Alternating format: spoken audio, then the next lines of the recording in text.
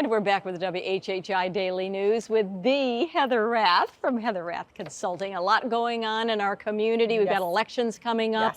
So let's go over candidates that are up for election in November, and then also some of the forums. Absolutely, love to, and thanks for having me on again. Love being with you. So we have 3 seats here on Hilton Head Island Town Council that are up for election or re-election in November. So let's go ahead and start with the north end of the island. That's Ward 1, and you have Alex Brown, who is the incumbent. He's a local businessman, native islander, born and raised on Hilton Head, 5 generations, descendant of Mitchellville, and he is chair of Finance and Administrative Committee. He is running against a gentleman named Daniel Anthony, who's a builder, and he lives in the Jonesville area.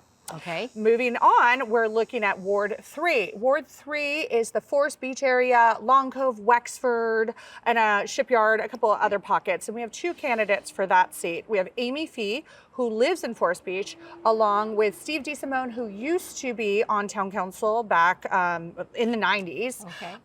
And they both live in Forest Beach. What's interesting about that one, Robyn, is that for the first time in decades, you're actually going to have a representative that lives in Forest Beach, because both of them live in Forest Beach. So whoever wins will be representing that ward. Pretty interesting. And then moving on to Ward 6, that's Glenn Stanford's ward, and he's retiring. And we have Melinda Tunner, and she has a background in insurance and finance. We have Rex Garnowitz, who is head of Coastal Discovery Museum. And then we have a newcomer on the scene who I don't know much about, Paige Cope. And Paige works at the spa at the Omni.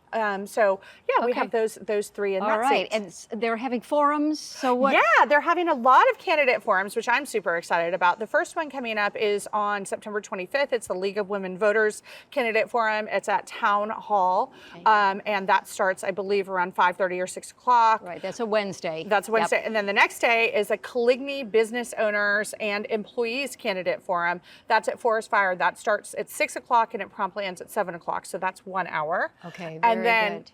Pardon me, at Forest Fire in Coligny. Okay, and then do we have one more? We have one more. Well, we actually have a total of 7, but I'll just go through one more. And that's on September 30th.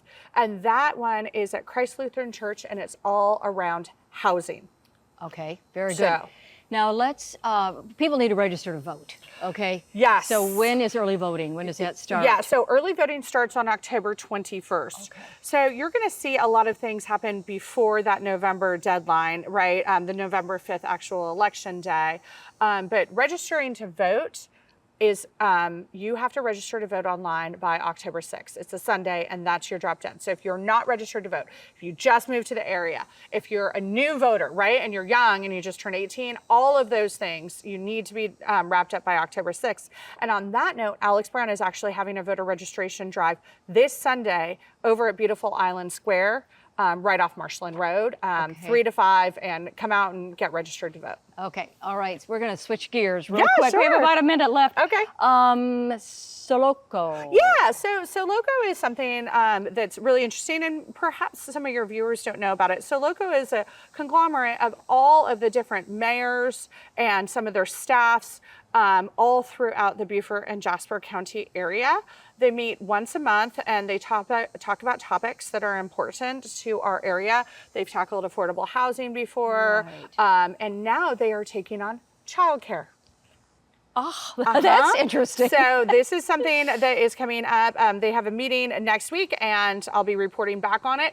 But I love that it's all of these folks that come together in a leadership position with their staffs and say, we're going to tackle one thing. And so now they're pushing forward on childcare. And do they meet like once a month? They do. They meet once a month. All of their agendas are published online. The city of Hardyville and the town of Bluffton are the ones that that really drive it in terms of putting out agendas and all of that stuff. But you can find it all on their websites. And yeah, the meeting is happening next week on the 24th. Very good. Always a great update from Heather Rath with HRath Consulting. Thanks, Heather. Good to see you. Good to see you. Thanks.